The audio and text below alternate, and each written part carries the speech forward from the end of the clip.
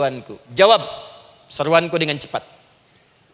Doa ingin dijawab oleh Allah, maka kata Allah, kamu pun harus menjawab setiap seruanku. Jawab seruan Allah.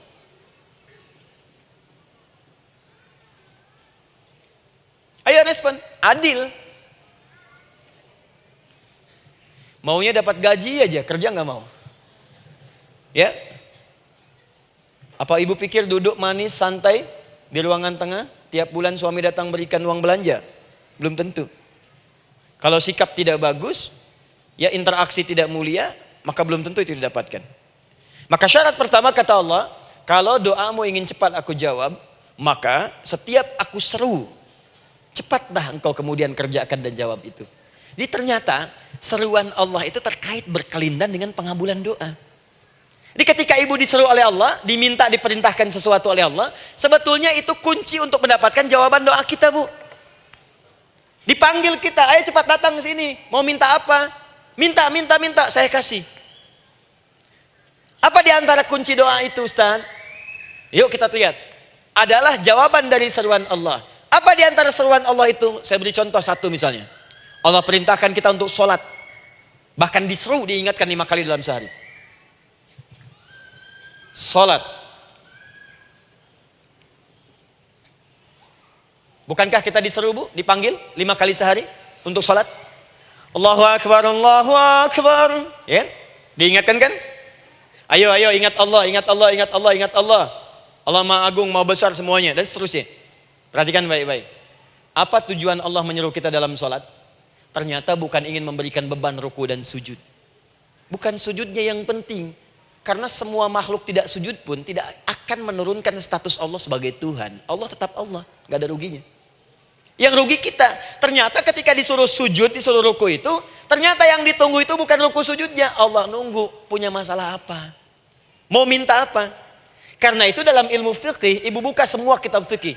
Salat itu secara bahasa disebut dengan doa. Nama lain dari doa adalah salat. As-salatu hiya doa. Salat adalah doa.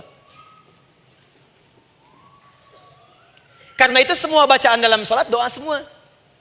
Coba lihat. Baru takbir Allahu Akbar, doa iftitah. Al-Fatihah doa, Bu, jangan dikira Al-Fatihah enggak ada doanya.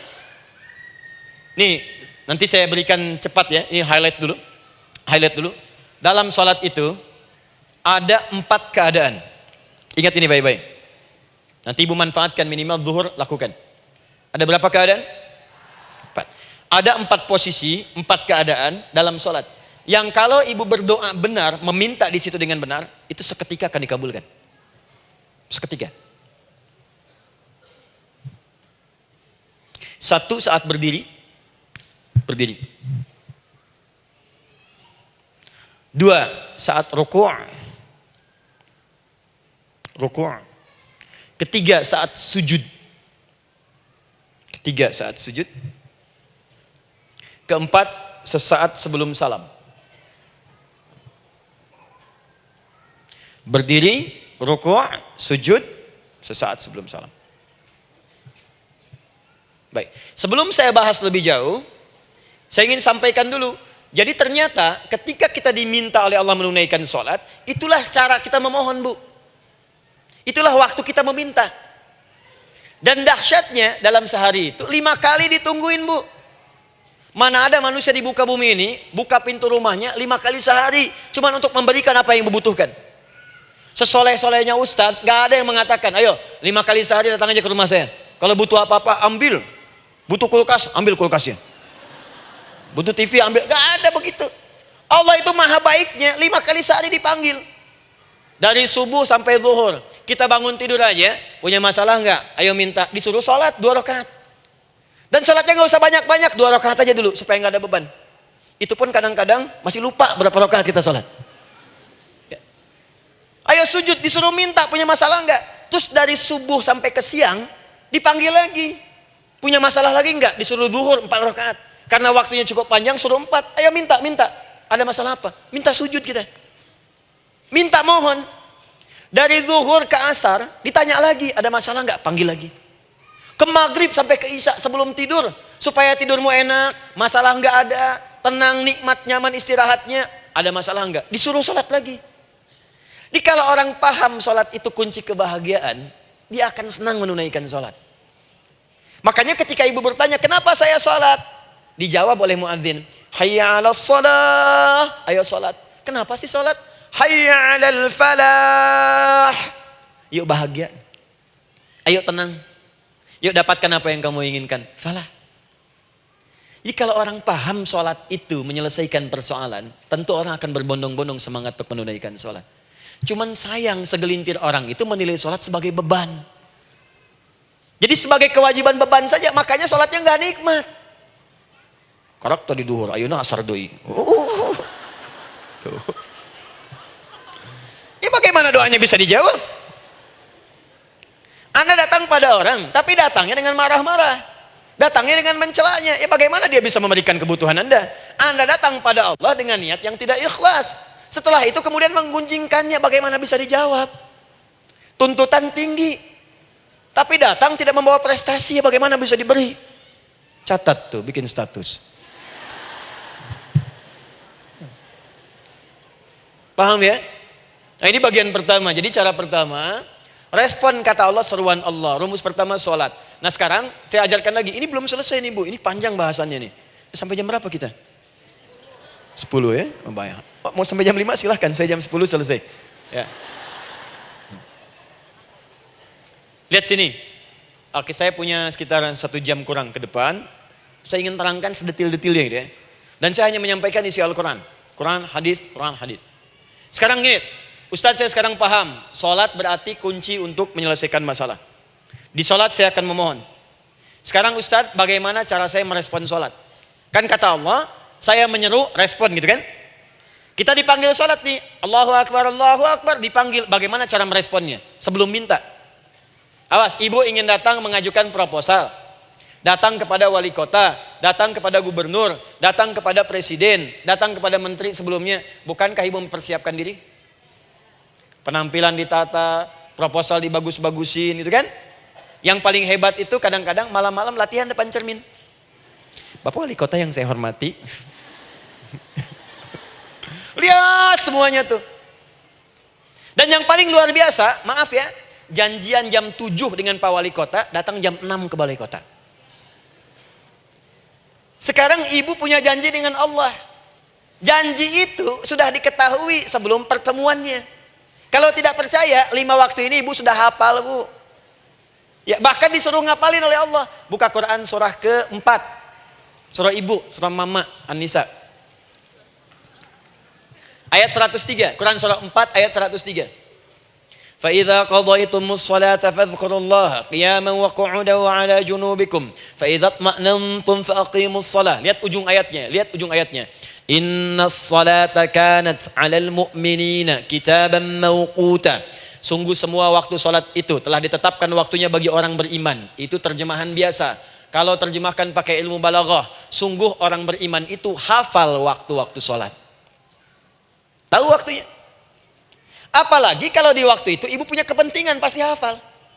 Kalau ibu benar memprioritaskan sholat dan menilai sholat sebagai solusi hidup, menilai sholat sebagai kebutuhan, ibu pasti akan hafalkan itu Bu. Nih ya, ibu dapat bagian arisan nih. Bulan ini misalnya. Dan memang bagian jatah ibu, demi Allah saya katakan, sebulan sebelumnya ibu sudah hafal tanggalnya kapan. Bahkan di kalender tuh diwarnain. Papa, bagian mama nanti bulan ini. Tuh.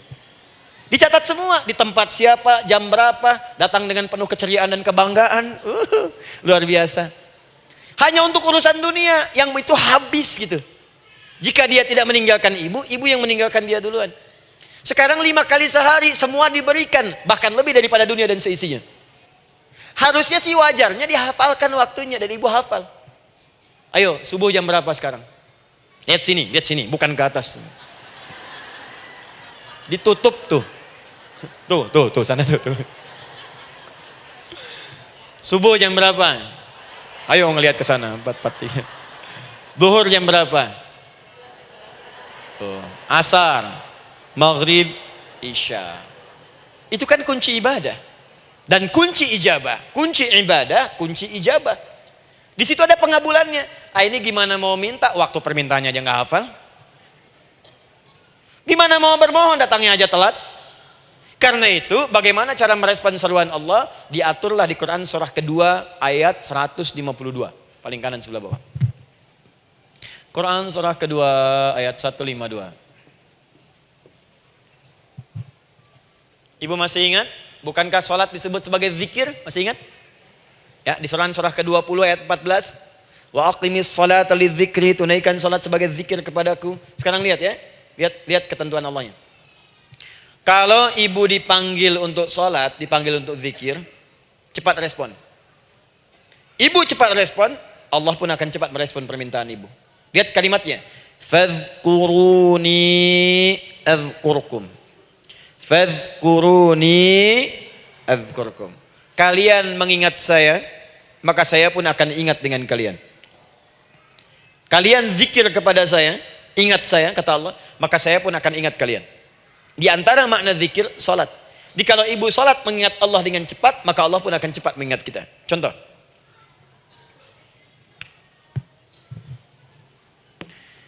Saya ambil waktu subuh misalnya. Di Bandung 4-3-3. 4-4-3. Oh, lihat kesan lagi terjadi perbedaan pendapat. Ya. Ada yang 4-3-3, ada yang 4-3-4, ada yang 4-3-5 dan seterusnya. Yang ambil tengah-tengah lah, 4-3-5 misalnya. Orang 4-3-5. Lihat sini, fokus. Allahu Akbar, Allahu Akbar. 4-3-5. Dipanggil salat, diseru. Kan tadi rumusnya di Quran surah 2 ayat 186. Faliyastajibuli. Kalau diseru cepat jawab, gitu kan? Nah, terus diseru 4-3-5 adzan. Allahu Akbar, Allahu Akbar. Begitu diseru, ibu langsung datang. Ya Allah, sudah adzan, seruan nih, saya siap-siap, saya ingin minta sesuatu. Nah, orang yang datang saat dia diseru Allah, dia pun datang kemudian untuk menyerunya, maka Allah pun akan menjawab apa yang ia mohonkan saat ia bermohon kepadanya. Perhatikan. Dipanggil oleh Allah lewat suara muadzin. Allahu Akbar, dia merespon cepat, siap sholat. Maka dia pun ketika memanggil Allah, seketika Allah pun akan jawab padanya. Sesuai dengan kadar responnya. Dipanggil saat itu, dia menjawab. Maka Allah pun akan ingat kepadanya hanya saat dia memanggil saja. Di saat panggil, diingat. Panggil, diingat. Jelas? Ini yang hebat. Dipanggil 4-3-5. Allahu Akbar, Allahu Akbar. Dia sudah ingat dari sejak jam 3 lewat 45. Dia bangun jam 3. Bisa. Padahal belum dipanggil. Datang. Bahkan Masya Allah, melakukan warming up dulu. Tahajud. Istighfar. Baca Al-Quran sebelum dipanggil. Masya Allah Bu. Ibu mau datang misalnya ke istana. Janjian jam 7, datang jam 6. Di situ ibu kerjakan yang baik-baik dulu. Wah, lihat. Terus kelihatan CCTV kan. Wah, ini orang bagus banget nih. Mulia, bagus. Sampah diambilin, disapu. Kelihatan. Itu ibu belum datang pun udah dipanggil duluan. Ada orang yang belum dipanggil sudah datang menghadap Allah. Tahajud dia, zikir dulu, istighfar dulu. Ini orang, maaf ya. Walaupun dia belum memanggil Allah, Allah sudah menyelesaikan semua persoalannya. Di orang-orang yang selalu ingat kepada Allah, walaupun Allah dalam waktu tidak memanggilnya, maka Allah akan mengingatnya sekalipun orang ini belum bermohon kepadanya. Maka ibu nanti akan temukan orang-orang yang langsung diselesaikan persoalannya oleh Allah bahkan sebelum dia bermohon kepadanya.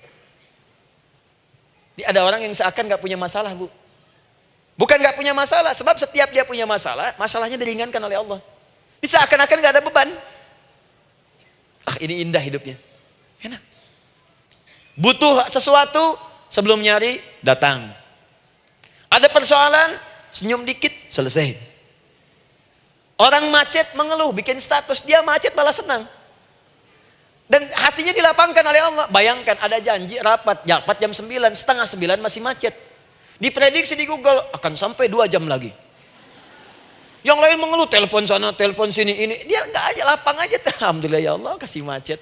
Murotal, saya mau dengerin surah Al-Baqarah. Buka, hafalin. Partnernya nelpon. Sampai di mana akhi?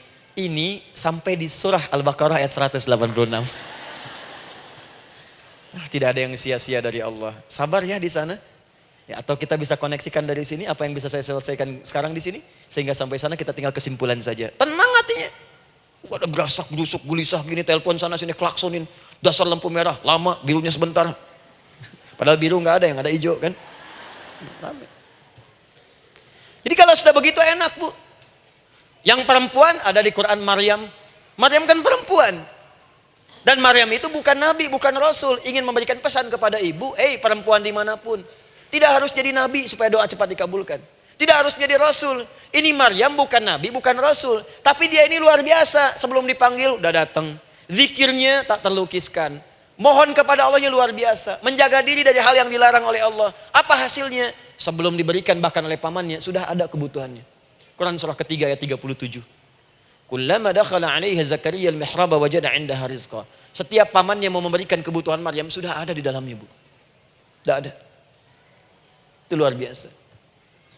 Mau makan, makanan ada. Mau anggur, anggur ada. Ya.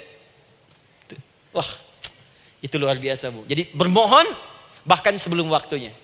Sentuhlah ia tepat di hatimu, maka ia akan jadi milikmu untuk selamanya. Wah. Nah, itu doa tuh. Aduh, mana-mana.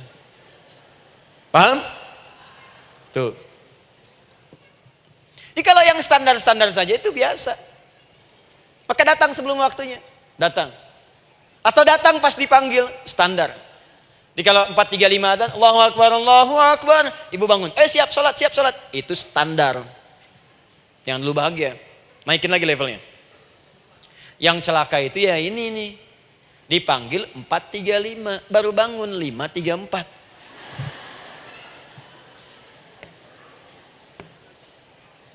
Sholat subuh belum, nuntutnya udah banyak.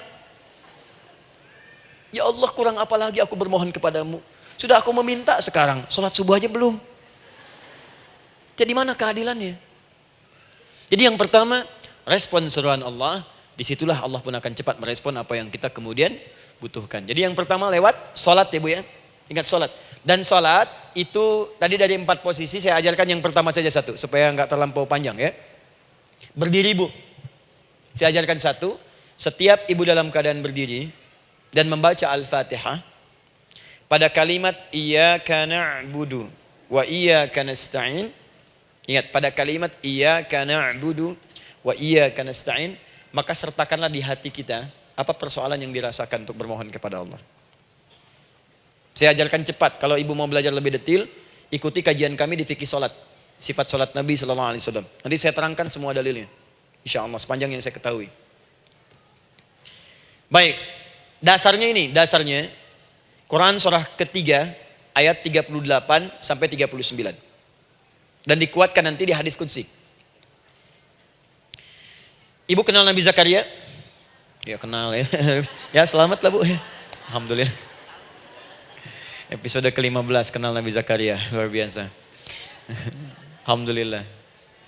Nabi Zakaria punya persoalan, sudah berumah tangga, belum ada keturunan, fisiknya sudah letih, rambutnya sudah memutih, dan mohon maaf istrinya divonis menopause dan mandul.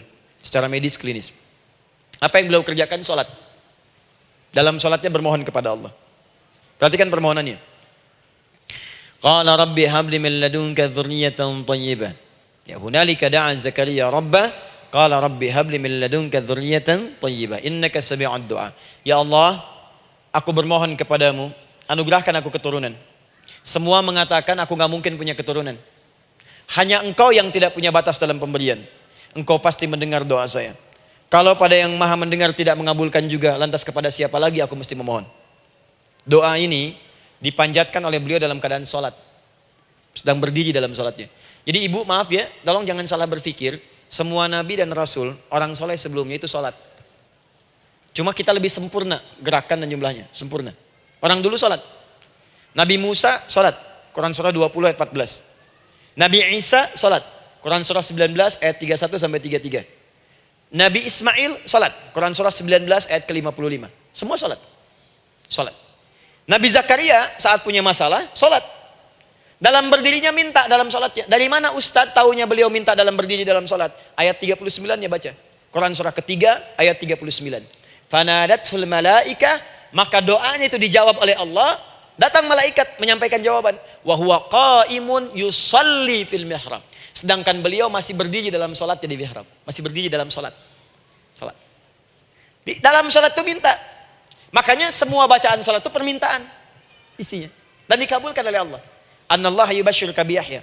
Allah kasih kabar gembira, engkau akan punya anak, langsung namanya dari Allah Yahya. Artinya hidup yang mustahil menurut manusia. Lahir dari rahim seorang perempuan yang divonis monopos dan mandul menurut medis. Kata Allah, tidak ada yang mustahil bagiku. Lahir dan hidup dia, Yahya. Kapan terjadinya? Sedang sholat. Kapan saat sholatnya? Berdiri. Nah, yang paling menarik, Bu, umatnya Nabi Muhammad SAW ditunggu oleh Allah 5 kali dalam sehari. Dan dimintakan sebelum sholat untuk menyiapkan permohonannya. Maka turunlah Quran surah kedua ayat ke-45. Ibu lihat ayatnya. Wasta'inu bis-sabri was-salah. Bahkan ditegaskan lagi di Quran surah kedua ayat 153. Paling kanan sebelah bawah. Ya ayyuhalladzina amanu ista'inu bis-sabri was-salah. Yang pertama enggak pakai panggilan iman. Wasta'inu, kata Allah, hei, kalau kamu punya masalah, jangan mengeluh, jangan berkeluh kesah, jangan terlampau banyak gelisah, cepat siapkan dirimu untuk menunaikan sholat. Siapkan permohonanmu, minta kepadaku lewat sholat. Kalau belum yakin, disebutkan imannya. Ya ayyuhalladzina amanu, hei orang-orang yang masih merasa punya iman, katanya punya iman. Jadi kalau ibu nggak mau minta lewat sholat, dipertanyakan imannya. Kamu punya iman nggak? Kata Allah, yakin nggak dengan saya? Kalau punya masalah jangan mengeluh. Datang pada saya minta. Lewat sholat, saya panggil sholat minta. Kalau masih merasa punya iman. Tuh, iman kita tuh dipertaruhkan di situ. Nah sekarang, saya berikan rumus bahasanya. Allah memanggil kita dengan bentuk jama, perintah jama. Wasta'inu, wasta'inu. Itu bentuk perintah. Wasta'inu, bentuk perintah.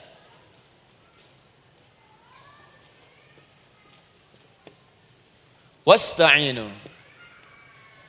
Dan jika kalian perhatikan cara menerjemahkannya, dan jika kalian punya persoalan dalam hidup, punya kebutuhan, maka bergegaslah siapkan dirimu untuk minta kepadaku solusi. Wasta'inu, dan mintalah oleh kalian pertolongan, solusi. Bisabri wassalah. Pertama, sabar dulu.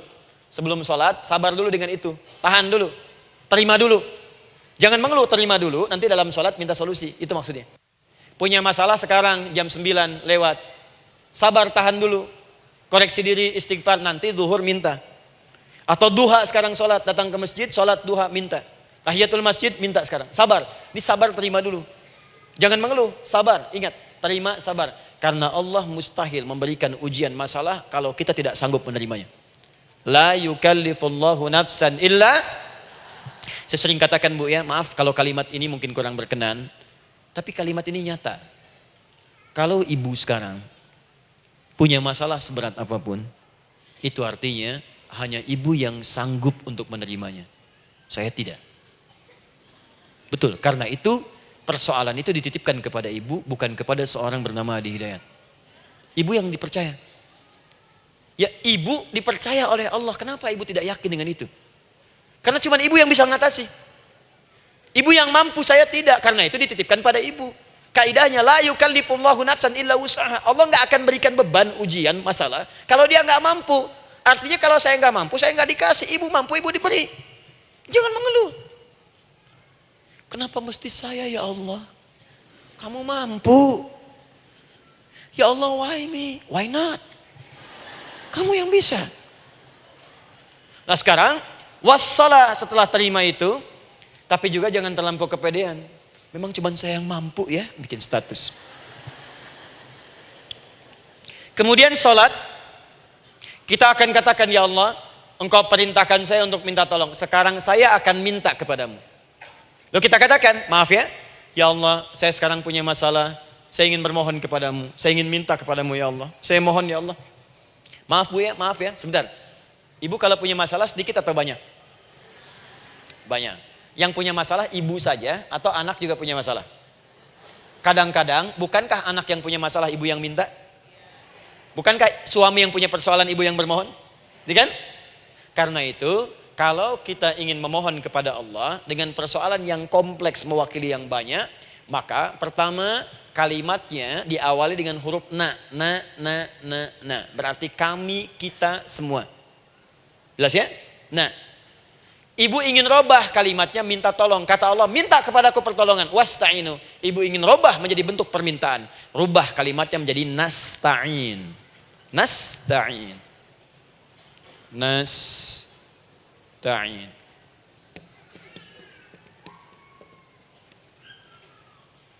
Wasta'inu nasta'in.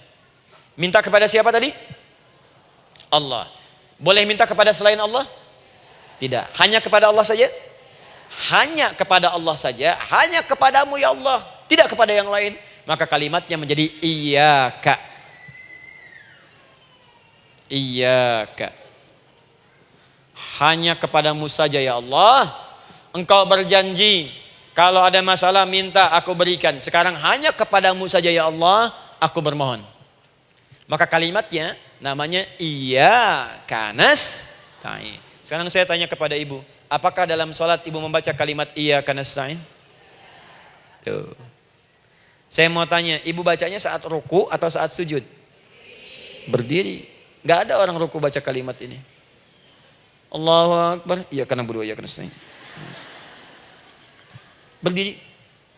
Iyyaka na'budu wa iyyaka. Nah, sekarang saya bacakan hadis qudsinya. Tersambung dari Nabi sallallahu alaihi wasallam. Qala Rasulullah sallallahu alaihi wasallam, qala Allah azza wa jalla. Allah langsung yang berfirman lewat hadis qudsi. Perhatikan bahasanya.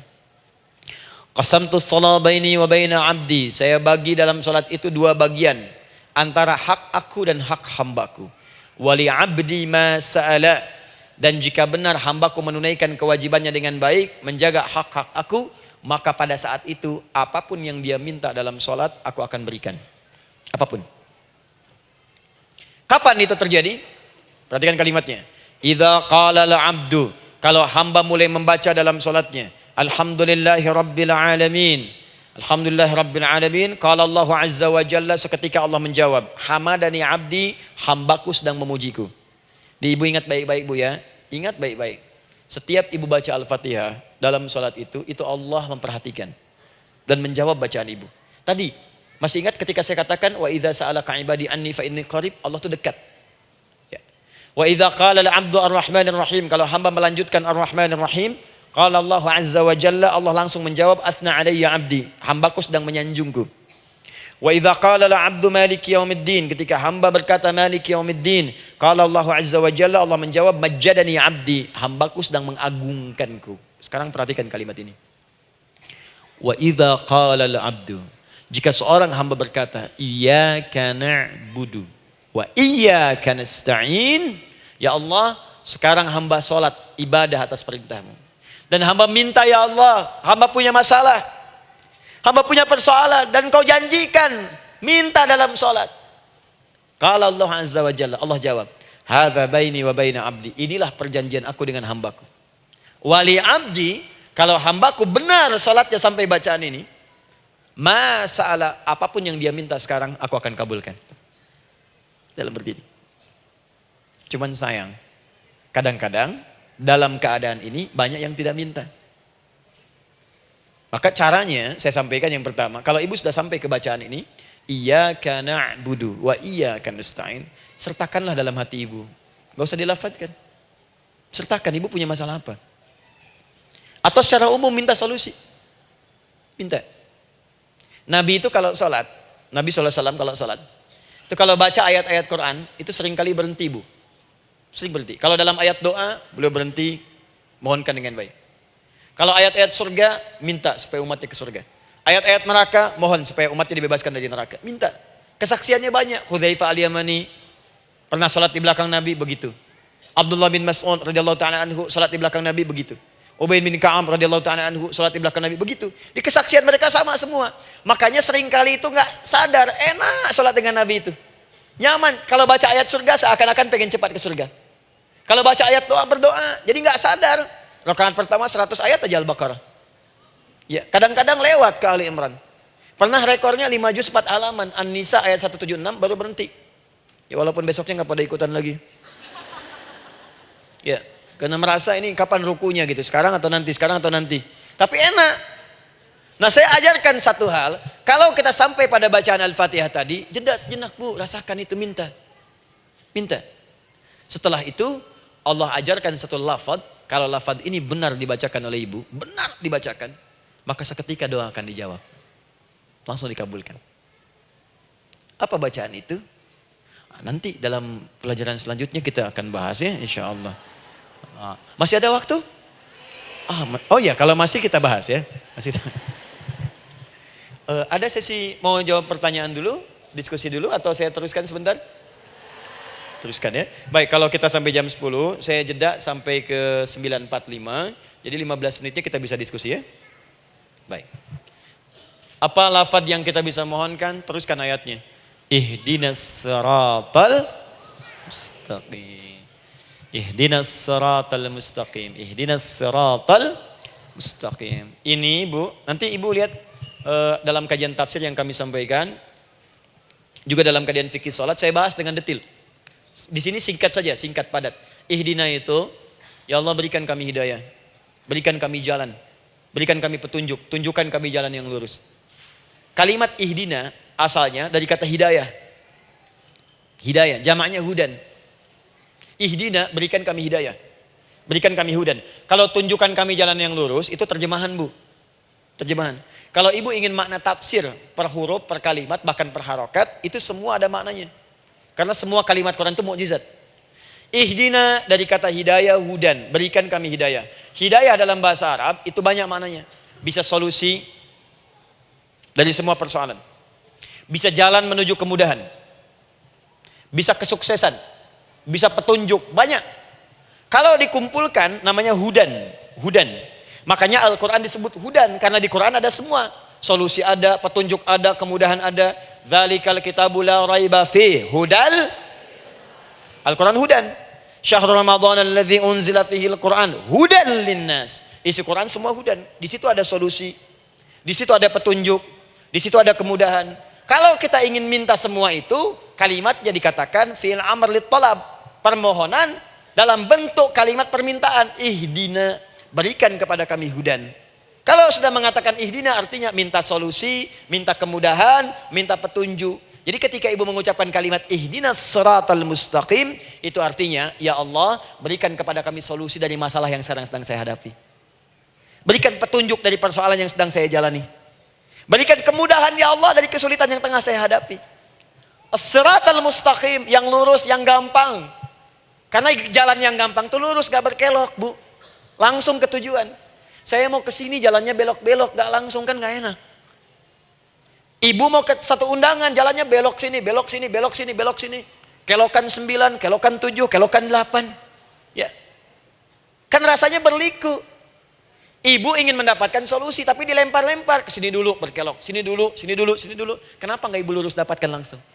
Dalam bahasa Arab, apalagi kalimat yang fasih, mendapatkan sesuatu dengan gampang, dengan mudah. As-siratal mustaqim, lurus ke tujuan, cepat, mudah.